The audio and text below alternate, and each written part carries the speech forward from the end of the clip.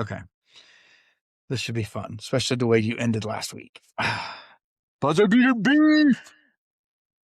About to piss Tristan off. I might make him cry. I don't know. Cry is excessive. So first, Luka is an elite offensive talent. Yes. However, he is an overrated player. Here's why. Yes, offensively, he can do a bunch of stuff. I'm not going to argue that, but he gives zero defensive effort and he doesn't do anything else well. Period. Full stop. He has, do you know what his plus minus is this year? I'll tell you because I know. It is, where did it go? I've lost my tab. Hold on a minute. His plus minus this season is, where'd it go? 191 points.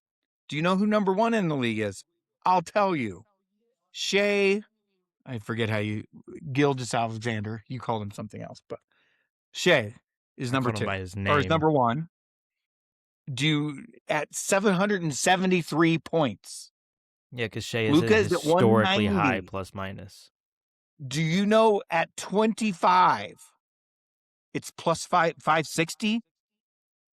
Which means Luka's like out of the top 50 or 60 players in the league in plus minus. Which means, great, I score 40 a game. I gave up 37. Well, that's not true. Defensively. Well, that's not true. You don't know that it's not true. Anyway, point I'm making is, I got to give it to Luka, though. In his career, he has double the plus minus of Shea. For this season. His career plus minus is 1427. Shea has over 700 this year. Luka's an elite offensive talent. He will never win a ring because he doesn't care about any of the rest of the game. Period. Full stop. He gives no effort on defense. Half the time he's arguing with a ref at the other end of the court while his team's playing 5-on-4. He is a liability in every other sense of the game. Period. Yes, he leads Shea by 2 points per game this year, but he's averaged 2 more minutes per game this year. My claim is Luka is an overrated player. He is a liability on defense. If he plays it at all, half the time it feels like he's down at the other end of the court arguing with refs while his team's playing 4-on-5. He's an elite offensive player. That's it. He'll never win a title. Period. All right, my minute 30 starts now. So, first of all, where you're wrong is that, like we've said when we've had this discussion,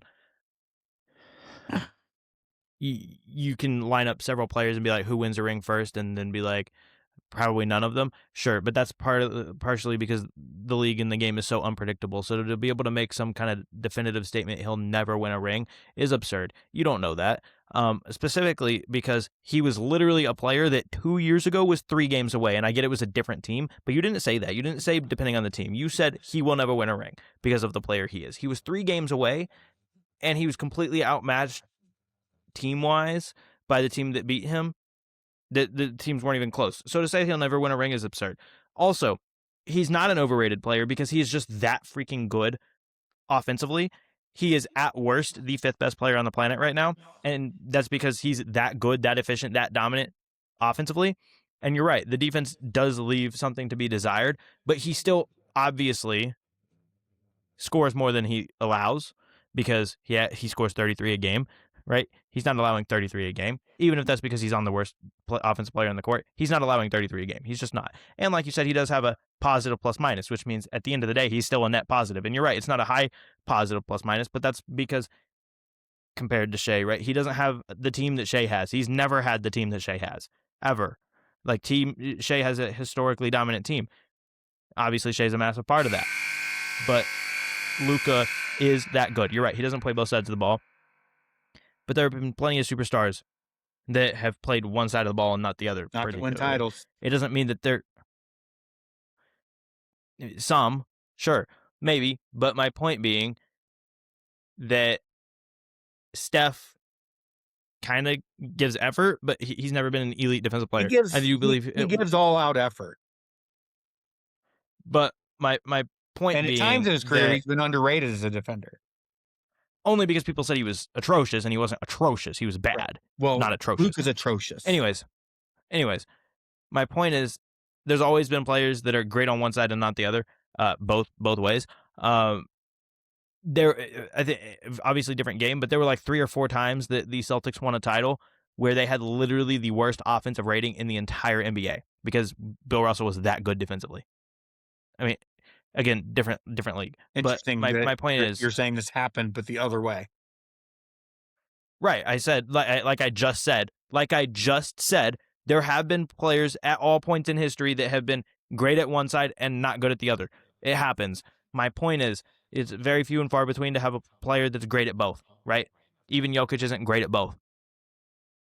Like he gives some effort defensively, but he is a No, Michael was, Kobe was, SJ is. Bron was, like Shea is. Well, Shea's pretty good defensively. He's not elite defensively, but anyways, my point being that Luka's just that dominant offensively to where he is that good of a player. AI was a dominant offensive player, didn't play like a defense, didn't win a ring, and neither will Luka. That's my rebuttal. All right. I mean, he's the only player. He's the only player to beat the 0-1 Lakers in a playoff game. The only one. Yeah. And he went to a finals. Yeah. He didn't win one. Nope. Okay. Neither will Luka. That's an absurd statement. Anyways. Most players won't.